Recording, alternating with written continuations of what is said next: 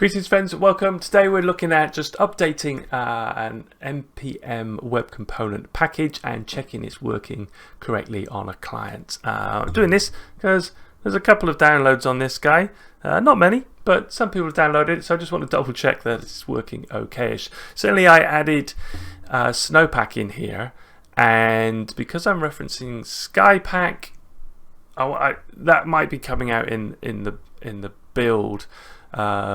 And I don't even want to be using this build, so I just want to clean this up a little bit. I want to move this back over because this is how you actually meant to do it. We still want to actually reference the package, and then in the config you can say remote, and it will use skypack for development. But then when we push this, it will use the package as normal. So what I need to do is do a snowpack init like that. That gets me my config file, and in the config file in package options I can say source remote. So that should mean I'm using skypack in development and get the advantages of that. But then this file itself, when I push it to NPM, it will reference the NPM package, and that's obviously a lot safer, I think, and normal. And if I look here now, so I'm not going to want this build folder. I don't want that at all. And snowpack is now .snowpack. So in my git ignore, I've added a .snowpack. And in my package.json, I'm exporting. I'm saying my component is index.js, and we haven't got one here, so I need to just do a TypeScript build. And so I've got an index.js here now. That looks better. So we're not doing a snowpack build because that builds the whole website really, and this is a library, so I don't want the index HTML involved. So I've just done a TypeScript build, and now I'm going to push that back up to NPM. So the first thing we need to do is an NPM version patch. First thing we need to do is get it added to Git. So it's just going to push up our new index files. That's fine.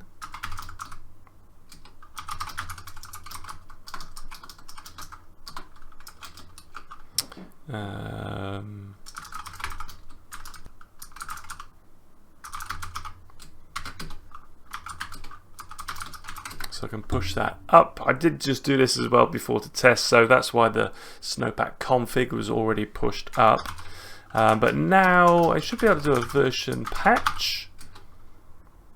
Okay, so we get a new version and an npm publish.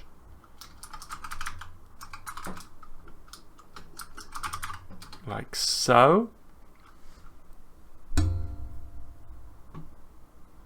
Alright, so we got that new version up there. If I do a refresh, then yeah, we've got 0329. And that's got the index.js more accessible. So let's check if I was a consumer of this component that all is well.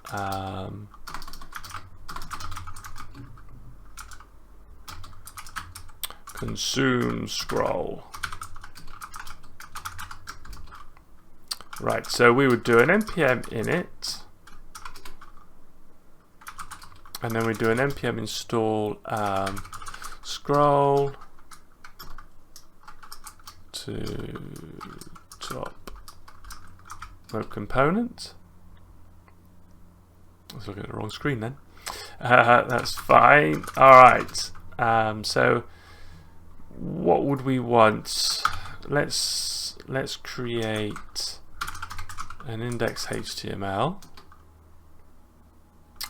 and put some boilerplate in there.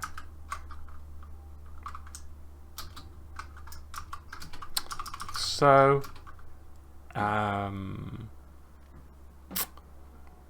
I mean, we would have our scroll to top component on here. Scroll to top web component. And I'll need a big div to be able to test it. So if I just put a div here, and just give it a big height. So 300 view height. And just make it look pretty horrendous, but we'll be able to scroll down there. And then I want to, so you would be using this as part of a project. You'd probably have some JavaScript files, and then we can import that as kind of a side effect approach. So rather than importing a particular export, we just import the whole package. And that should just then import index.js, because that's what it exposes. And then I would be able to pull it in here as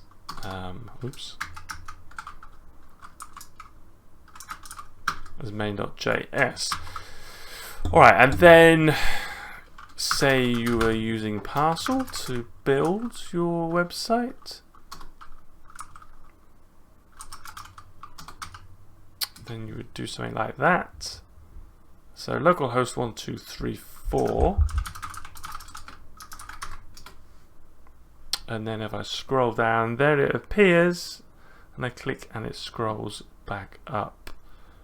I'll just put that on so we can just see a little bit nicer.